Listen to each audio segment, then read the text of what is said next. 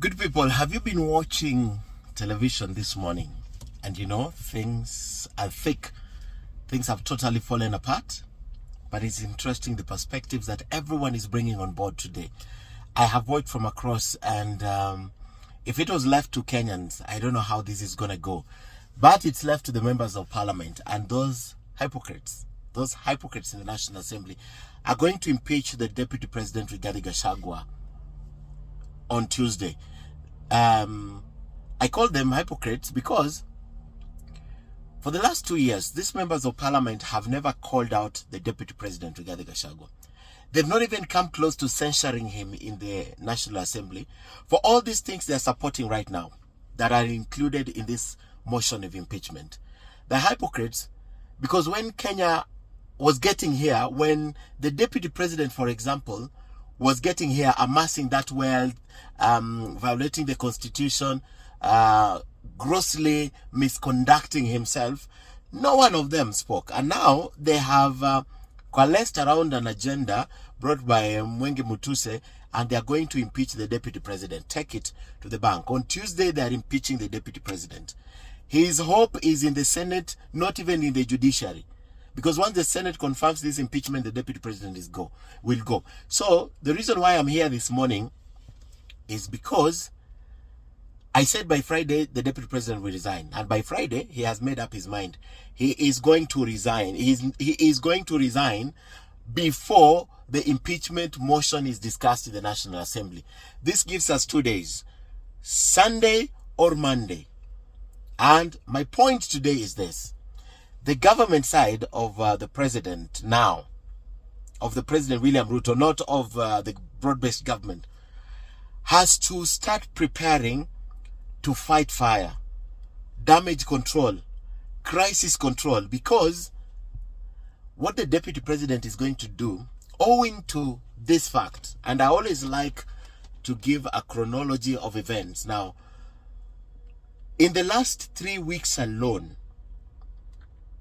the Deputy President has given more media engagements, interviews from Citizen Television, where he banned the bridge, to vernacular stations, to the last one that I think he gave on Tuesday this week.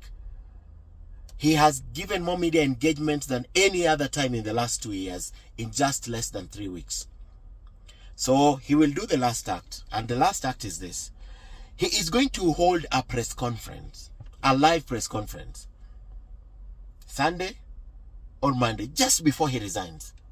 Because the reason why I'm saying he will resign is because he has political ambitions. He wants to be the president of this country at some point. He may still want to be governor or member of parliament.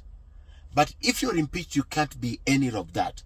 So because he has political ambitions, he is going to resign. He will not wait for this impeachment. And this impeachment is happening, regardless of the feeling of people, what people are saying on the ground. That they should, both of them, go. That there are pressing problems in this country, which I agree with, that the presidency needs to address. But this is a political process. Let it happen. Let us stretch our constitution to the logical conclusion and see what it can do for us. So, now that I've told you why I think anaenda kuchoma, kuban, then he's going to go away. He's going to hold a press conference, and he is going to indict this government in a way that we've never seen before. He is going to choma properly. Remember, he's alluded to it. He said that if you do this, I will say this. Once he does that, he will table his resignation. And he will go and try to reinvent himself. Because I don't see the Senate saving him. Now, dealing with 47 or all the 60 plus members of the Senate is easier than even dealing with the National Assembly. Remember, the National Assembly is not the trial house. The trial house is the Senate, where they will go charge by charge, accusation by accusation, until the last one.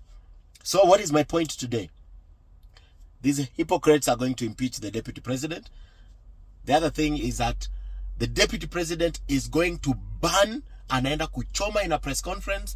Then Monday or Tuesday, just before he's impeached, he's going to resign. But President William Ruto can still save the situation. He can call his troops off. He can call the members of parliament off. That is one thing that can happen. Or, now that Central Kenya members of parliament are freaking out left, right, center and trying to withdraw from this motion, they don't want to own it, the deputy president can marshal numbers. I wonder how. But if it goes the way it's going, Choma, resign. Let them deal with it after that. But he's going to Choma. Choma about what? Everything that we don't know in this government is going to confirm. But remember, he's not the only one who can also speak, because even this other side can speak the way they're speaking through that petition. But let's watch. Sunday, Monday.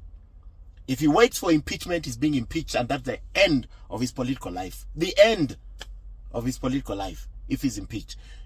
Does he have ambition? Will he want to still run for an office? Yes. He's pretty young. He'll not wait to be impeached. He will resign. Monday, Tuesday. Today, Friday. His mind is made. He is going. These guys are going to impeach him. Believe me, he exercised. They are going to impeach him.